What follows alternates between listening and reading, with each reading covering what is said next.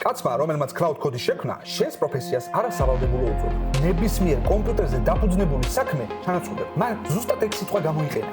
მტკივნეული. მისი სახელია ბორის ჩერნი, ანთროპიკის წამყვანი ინჟინერი, რომელმაც cloud code-ი შექმნა. მან ლენი რაჩიცკის პოდკასტში უთხრა, რომ AI აგენტები უკვე ნებისმიერ კომპიუტერულ საქმიანობას ასრულებენ. და აი აქ ხდება საინტერესო. ანთროპიკში პროდუქტიულობა 200%-ით არის გაზრდილი. ჩერნი ამბობს, რომ პროგრამული უზრუნველყოფის ინჟინრის პროფესია ამ წელს სრულად გაქრება. იგივე კომპანია და იგივე გზავნილით 4 კვირით ადრე. დარიო ამოდეი მივიდა CNBS-ზე და თქვა, რომ AI ყველგან მტკივნეულ ცვლილებებს გამოიწვევს. კომენტარებში ერთ-ერთმა დეველოპერმა დაწერა, რომ ამ თვეში 3 ფრილანს კონტრაქტი დაკარგა. 3-მე მათგანი AI კოდირების ინსტრუმენტებმა ჩაანაცვლეს. მას 12 წლიანი გამოცდილება აქვს. პირდაპირ რომ თქვა, ის მოგებას იღებს იმ ინსტრუმენტების გაყიდვით, რომელიც ანაცვლებს სამუშაოს, რაზეც თავადვე გვაფრთხილებს. ეს რადიკალური გულწრფელობაა თუ გაყიდვების სტრატეგია. ახლა უკვე ნებისმიერ შეუძლია პროგრამული უზრუნველყოფის შექმნა. ეს იყო მისი დასკვნითი წინადადება პოდკასტში. იმ ადამიანმა, რომელიც შენი AI ასისტენტი შექმნა, ახლა თქვა, რომ შენი სამსახური გაქრა.